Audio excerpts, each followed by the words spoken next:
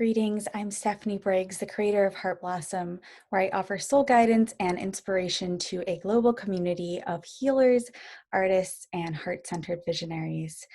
Welcome on this full moon in Scorpio. This is your moon message for May 7th, 2020. And today's full moon was exact at 6:45 a.m. Eastern Daylight Time. This moon has a lot going on. This is a really important moment leading us into the new era of life here on Earth. And this is really starting within us. So, with the moon in Scorpio, we have a process of sort of shedding our old skin, transforming and evolving and growing and letting things that are no longer serving us to fall away so that our new expression of life and aliveness can emerge. This full moon is in a trine with Neptune in Pisces. So we have some divine support for this basically ego death process that's going on. And of course, this is a process, this is an ongoing experience, and it's not just something that happens at this particular moment. And when I say ego death, I'm not talking about just complete dissolution of your ego, but rather just kind of going through an upgrade process of how your mind perceives your reality. So much of our reality, our perceptions, and our experiences are real to us. Whether or not they match what other people are perceiving and experiencing. Now, that's not to say that everything that happens in our minds is controlling 100% of our lived reality and experience. It's actually like a relationship between our mind, our mental perceptions, and the matter, the earth, the tangible reality, the experiences of the other beings around us. It's always a relationship. This is something I've learned from my friend James Olivia. And what I learned from them is that, we're always in relationship. And so it only makes sense that our minds are in relationship to our bodies, to our other facets of other dimensions of our lived experience.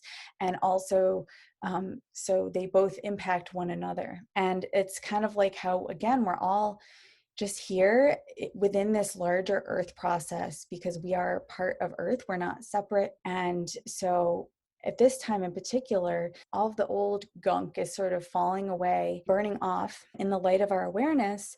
We are also, of course, called to slow down right now and practice being with ourselves, with our bodies, and just feeling and perceiving the pure aliveness. I, as you may have noticed, have had some congestion happening in my throat, and I feel like this is part of my process of clearing some limitations around my voice and using my voice and the transformational power of me speaking and sharing with you what I perceive and what I know and what my insights are into reality. And again, this is always a process that's evolving. And so part of being on this earth journey as conscious humans, conscious divine humans, is really allowing that evolutionary process to live through us. We are literally living it into being from moment to moment. And that's a really exciting thing, and also can bring up a lot of fear around the uncertainty. But the fear of uncertainty is something that I believe is really conditioned into us, and it's impacted by our experiences and our trauma and everything that we've been through. And so it's up to us, to the extent that we're willing and able and have access to support, to really just examine, what do I believe about the world? And how is this shaping the actions that I take? This is so up right now as the lunar nodes have just changed signs as we're moving toward the next eclipse season in June and July. The North Node has moved into Gemini, which again has to do with our minds, our communication, the exchange of ideas.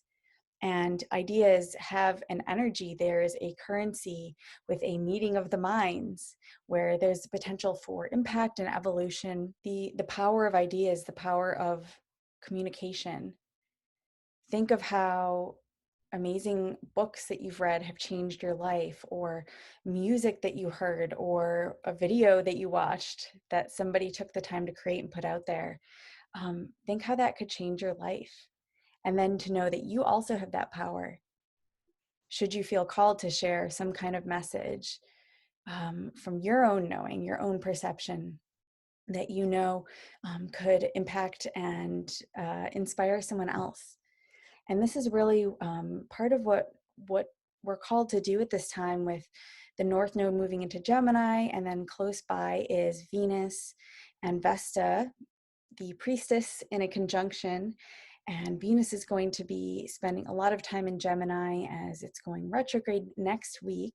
This is going to be sort of an extended period to examine where we have room to grow and where we have a drive and a will and an energy to evolve and to live our mission, our vision, our destiny into being.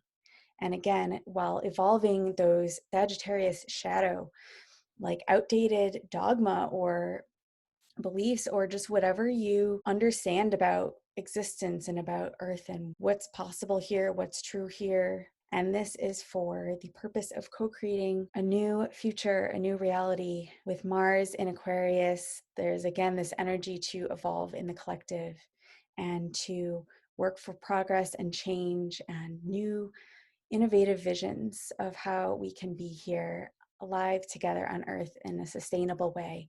So I am excited and uncertain and just here with you in this ecstatic unfolding of Earth reality. One last thing is I just want to make an invitation to you, if you are a radiant woman who feels called to express, to share your magic, to speak your truth, and to shine your light here on Earth at this time. And if you're feeling stuck or afraid or just doubtful and it's hard to move forward on your path, and maybe you feel like you're all alone, I have something for you. It's called Garden of Light, and this is an 8-week soul immersion for radiant women like you.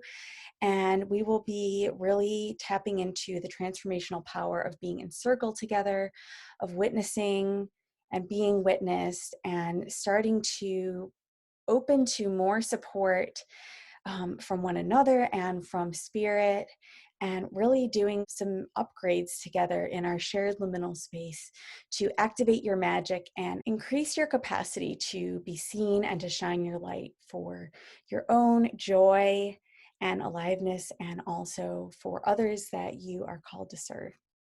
So if this is piquing your curiosity, if you're feeling called to check this out, you can go to my website, heartblossom.life, and click on the banner for the Garden of Light. And I would love to have you encircle. So that's all for today. I want to wish you lots of love and many blessings on your journey. Take care.